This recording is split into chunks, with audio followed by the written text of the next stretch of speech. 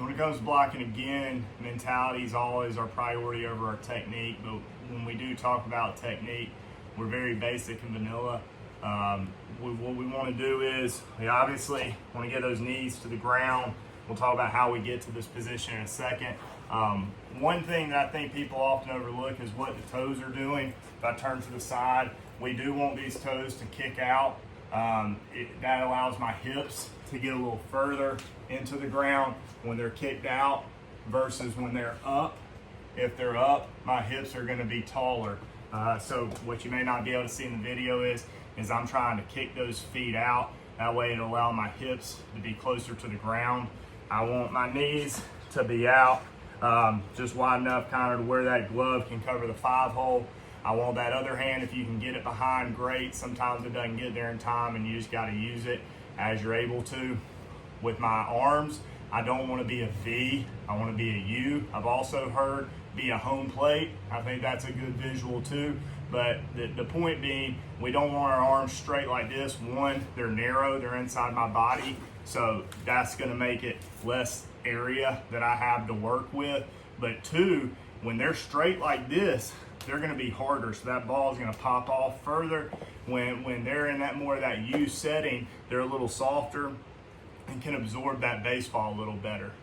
I want my shoulders to be forward. I don't want to be so far that I can't see or that I'm cutting down the surface area of my body, but I want my shoulders to be forward to be able to absorb the baseball and also bounce that thing back in front of me.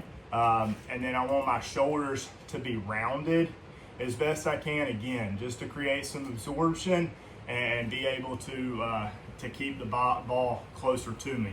My eyes should be tracking the ball, so as that ball is coming in, I'm watching it, and as it gets close to where it's time for me to block, that's when that chin should tuck down. You want to make sure that chin gets tucked so you don't wear one off the neck, but that's how we're going to get it. We don't want to be too soon with our chin tuck to where we don't see the ball and where it may go. We want our eyes to track that ball in, boom, and as it hits, our goal is to catch it with our belly button. If you can do a slight exhale, do it to help you absorb the ball. But again, if you can get your body in that position, you should be okay. As that ball gets left and right, how do we want to go to it? We always go hands first and we say our body follows. So as that ball goes to one side or the other, let's say that ball's over here, the first thing that's going to happen is I'm in my secondary, I want to shoot my hands. I want to shoot my hands to where the ball is going to be, and then I want my body to follow behind.